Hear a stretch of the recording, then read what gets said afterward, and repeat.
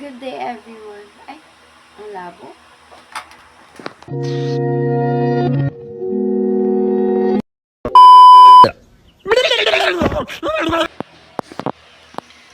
Solving normal distributions.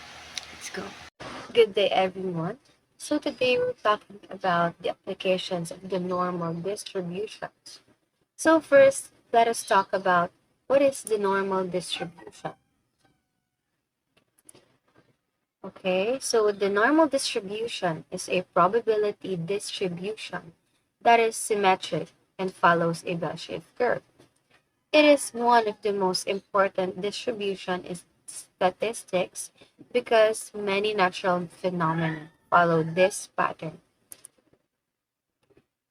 Ano nga ba yung learning objectives for today?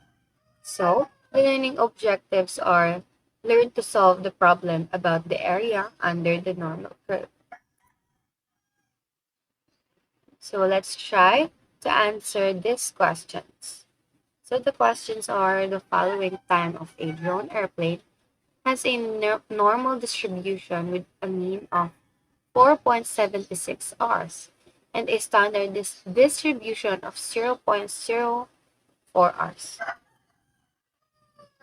What is the probability that the drone will fly less than 4.66? So this is the formula of the normal distribution. And ito po yung mga given natin.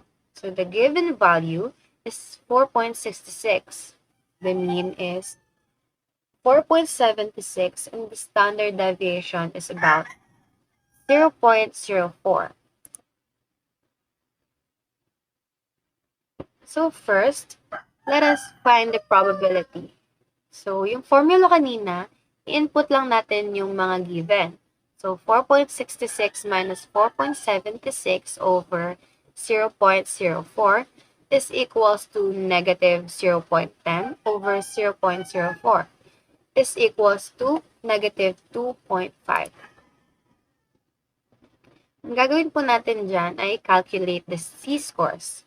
So, using a standard normal table or a calculator, the probability corresponding to negative 2.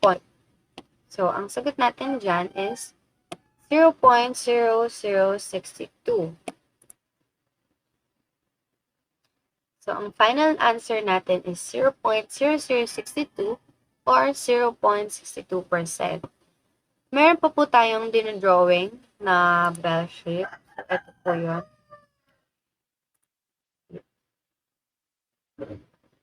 So, ito siya. The normal distribution po natin is itong blue line, itong blue bell shape. And yung 4.66 na given natin is ito. Nandito tayo, itong may shaded part.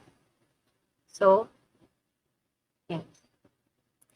The conclusion is, this means there is about a 0.62% chance that the drone will fly for less than 4.66 hours. So, doon po nagtatapos yung ating video presentation.